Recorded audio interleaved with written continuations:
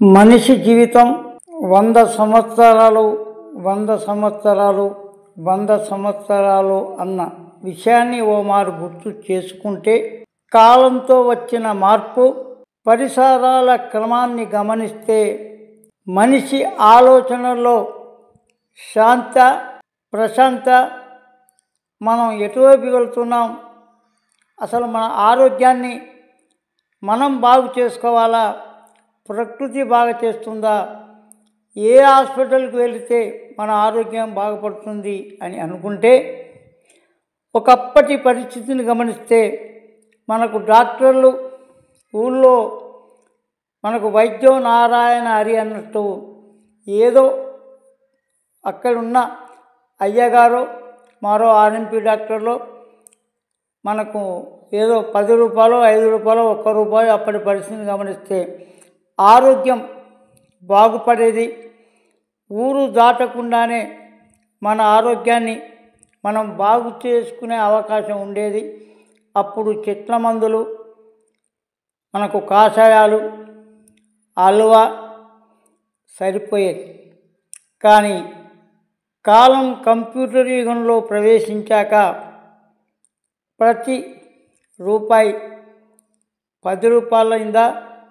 మరి మన ఆరోగ్యాన్ని కాపాడుకోవడానికి 100 రూపాయలు సరిపోతాయా, 1000 రూపాయలు సరిపోతాయా, 10,000 లక్ష అంటే అనకూడదు. మనస్సు ఎంత ప్రశాంతంగా ఉంటుందో, మనిషి ఆలోచనలు ఎంత ప్రశాంతతను కోరుకుంటాయో, ఆ ప్రశాంతత లేకుండా పోవడానికి మనసు అంటే 30 ఏళ్ళు 3 ఏళ్ళు లేదా 100 ఏళ్ళు 120 ఏళ్ళు గ్యారంటీ అన్న వారి జీవితాలు 3 రోజుల్లో ముగుస్తున్నాయా, 3 గంటల్లో ముగుస్తున్నాయా, 30 ఏళ్ళు బ్రతుకుతున్నాడా అంటే 100 ఏళ్ళు 100 ఏళ్ళు 100 ఏళ్ళు అన్న విషయాన్ని ఇప్పటి పరిణామ క్రమంలో పద్మపీఠం చెప్తే 100 ఏళ్ళు కాదు, ఇప్పటి పరిస్థితిలో 40 ఏళ్ళు 60 ఏళ్ళు బ్రతికితే అప్పటి వాళ్ళను మనం గుర్తు చేసుకుంటే ఇప్పుడు తినే తిండిలో అంతా కల్తీ కల్తీ కల్తీ కల్తీ, మనిషిలో కల్తీ, మనస్సులో కల్తీ, ఆహారంలో కల్తీ, ఆరోగ్యంలో కల్తీ. అంటే మందులు, మనం ఎప్పుడైతే మందులకు అలవాటు పడ్డామో అప్పుడే మన ఆరోగ్యం క్షీణించే దశలో ఉంది. మన ఆరోగ్యాన్ని మనం కాపాడుకోలేని పరిస్థితుల్లో మనం ఎటుపోతున్నాం. మన పరిస్థితి ఏంటి అంటే ఈ రోజుల్లో ఒకప్పుడు మన తాత ముత్తాతలు అమ్మలు అమ్మమ్మలు తినే తిండి, ఇప్పుడు మనం తినే తిండి, అప్పుడు పండించిన పంటలకు ఇప్పుడు పండిస్తున్న పంటలకు అంత మందులు మందులు మందులు మందులు. అంటే పంట పండించాలంటే ఎరువులు కావాలి, మనిషి బ్రతకాలంటే మనకు మందులు కావాలి. అంటే ఒకప్పుడు 100, 1000 అన్న విషయాల్లో ఎప్పుడైతే మల్టీ స్పెషాలిటీ హాస్పిటళ్ళు, స్టార్ ఇంటర్నేషనల్ హాస్పిటళ్ళు మనకు కనిపిస్తున్నాయో, లక్షల్లో ఒక సామాన్యుడు ఖర్చు పెట్టే స్థితిలో ఉన్నాడంటే లేడు లేడు లేడు లేడు లేడు అని తెలిసిన మనిషి జీవితం బ్రతకాలన్న కోరికలో మనం లక్షలు కాదు కోట్లకు కోట్లు ఏ హాస్పిటల్లో వెచ్చిస్తున్నాం. అంటే ఇది ఒక రకంగా అంటే మన సంపాదననే ఒక పాపపు సంపాదన.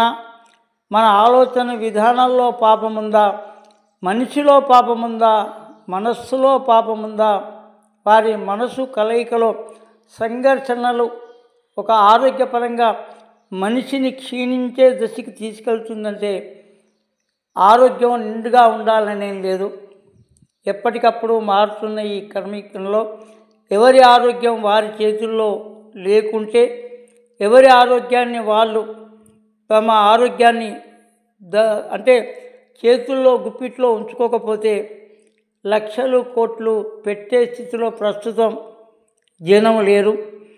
అయినా ఆరోగ్యశ్రీలు మమ్మల్ని బతికిస్తాయి, ఏదో పై అంటే ఎమ్మెల్యే పేరేవా, ముఖ్యమంత్రినిదా, ఆనిదా, ఈనిదా, ఏదో వంటిది మమ్మల్ని బతికించకపోతుందా అంటే ఇది సమర్థులు మాట్లాడే మాటలు కావు, అసమర్థులు మాట్లాడాల్సిన మాటలుగా గమనిస్తే ఏది ఏమైనా ఇప్పుడు లక్షలు వెచ్చిస్తున్నామా, కోట్లు వెచ్చిస్తున్నామా అంటే లక్షలు కోట్లు మాయం మాయం మాయం.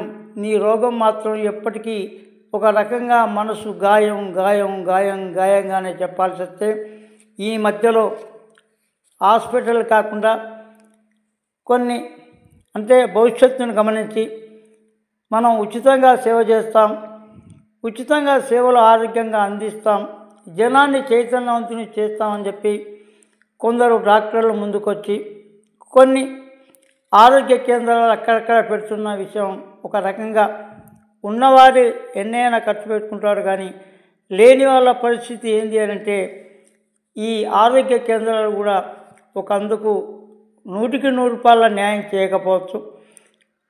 కనీసం 100కి 40%, 50%, 60% మన ఆరోగ్యం మన చేతిలో ఉండడానికి ఒక జ్ఞానోదయాన్ని వాళ్ళ సంకేతాలతో వాళ్ళ సందేశాన్ని మనకు నింపుతున్న ఆ డాక్టర్లు దేవుళ్ళేనంటే దేవుళ్ళు మనిషిని రక్షించేవాడు దేవుడు, మనసును శిక్షించేవాడు దేవుళ్ళు కాకపోవచ్చు. అంటే కొందరు కర్మ సిద్ధాంతాన్ని నమ్ముతారు, కొందరు దేవుణ్ణి నమ్ముతారు, కొందరు డాక్టర్లు నమ్ముతారు, కొందరు డబ్బును నమ్ముతారు.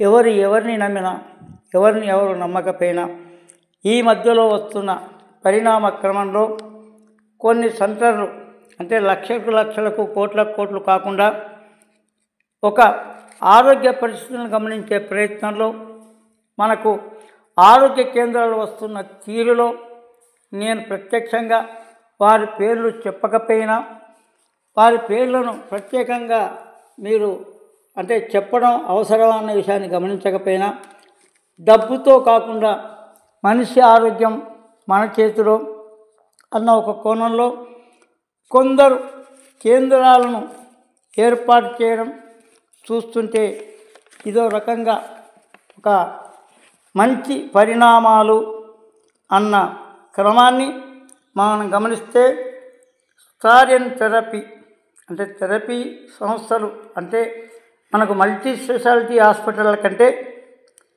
థెరపీ హాస్పిటల్లే మనకు జీవనాధారం. సామాన్యులకు అంటే ఆరోగ్యం సామాన్యుడు అంటే ఆర్థిక విధానాన్ని ఆరోగ్యాన్ని మనం పోల్చి చూడలేం. కోట్లు కట్టబెట్టినా కరోనా ఎన్ని కోట్లు కట్టబెట్టినా జీవం మిగిలి లేదు. ఎవరెక్కడికి వెళ్ళారో ఎక్కడికి చేరుకోవాలో అక్కడికి చేరుకున్నారు. అది కర్మ సిద్ధాంతమా, మనిషి మానసిక సిద్ధాంతమా, వారి వ్యక్తిగత విధానమా అంటే విషయాన్ని గమనిస్తే ప్రభుత్వం చేసేది ప్రభుత్వం చేస్తున్నారు, డాక్టర్లు చేసేది డాక్టర్లు చేస్తున్నారు. కానీ కోట్లకు కోట్లు కాకుండా కేవలం ఉన్న ఆర్థిక విధానంతో మన ఆరోగ్యాన్ని బాగు చేయించుకోవాలన్న ఒక విధానంతో కొన్ని ప్రాంతాలలో మనం ఈ కేంద్రాలను స్థాపించే ప్రయత్నంలో ఆ డాక్టర్లు అంటే డాక్టర్లు అనలేము, మనసున్న వారే డాక్టర్లు, మనిషికి ఆరోగ్యాన్ని అందించేవారే డాక్టర్లు, మనసు మంచి మాటలు చెప్పేవారే డాక్టర్లు అన్న విషయాన్ని గమనిస్తే నిజంగా ఇదొక రకమైన సంకేతాన్ని ఆ ఆరోగ్య కేంద్రాల ఆలోచన విధానాన్ని ఆ డాక్టర్ల విధి విధానాన్ని మనం గమనించి వాళ్ళ ఆలోచనతో లక్షలు కాదు కోట్లు కాదు ఉన్న కాడే ఉండి మనకు 50 కిలోమీటర్ల 100 కిలోమీటర్లో మన ఆరోగ్యం బాగుపడుతుందనడానికి స్టారియన్ థెరపీ వాళ్ళు చేస్తున్న ఈ విధానం ఒక రకంగా నేను వాళ్ళకు సర్టిఫికెట్ ఇవ్వడం కాదు, వాళ్ళ అంటే మందులు కాకుండా మానసికమైన స్థితిగతులతో మనిషిని ఎలా మార్చాలి, మనిషి జీవితాన్ని ఎలా పెంచాలి, వాళ్ళ ఆరోగ్యాన్ని ఆలోచనను గమనిస్తే వీరు నిజంగా అంటే లక్షలకు కోట్లు కాదు ఉచితంగా అన్న వాళ్ళ ఆలోచనను కూడా నేను సమర్థించను. ఉచితం అన్న పదాన్ని వాళ్ళు వాడారు, ఉచితంగా మేము సేవ చేస్తామని కూడా వాళ్ళు చెప్తున్నా ఉచితం అన్న పదాన్ని మనం స్వీకరించాల్సిన అవసరం ఉంది, స్వాగతించాల్సిన అవసరం ఉంది. కానీ మనం ఎంతవరకు స్వాగతిస్తామన్న విషయం ఎలా ఉన్నా ఇక్కడ డబ్బు కాదు, మనసు సంకేతాలు, మనిషి ఆరోగ్యం అన్న ఒక కోణంలో నేను వారిని ప్రత్యేకంగా కలవడం జరిగింది. ప్రత్యక్షం వారి ఆలోచన విధానాన్ని గమనించి వారి సంఘటనలను చూశాను. కాబట్టి ఇది ఏ రకంగానైనా పేదవారికి ఉపయోగపడుతుందా, వారి ఆరోగ్యాన్ని రక్షణ కల్పించకపోతుందన్న ఒక ఆలోచనతో మనం ఈ విధానాన్ని, ఈ వీడియోను మీకు అందించడంలో ఆరోగ్యం అదుపు తప్పితే అన్న కోణంలో పద్మపీఠం టీవీ మీకు అందజేస్తుంది. మీరు గమనించండి, ఆలోచించండి, ఆరోగ్యాన్ని కాపాడుకోండి అని చెప్పి పద్మపీఠం మళ్ళీ చెప్తుంది.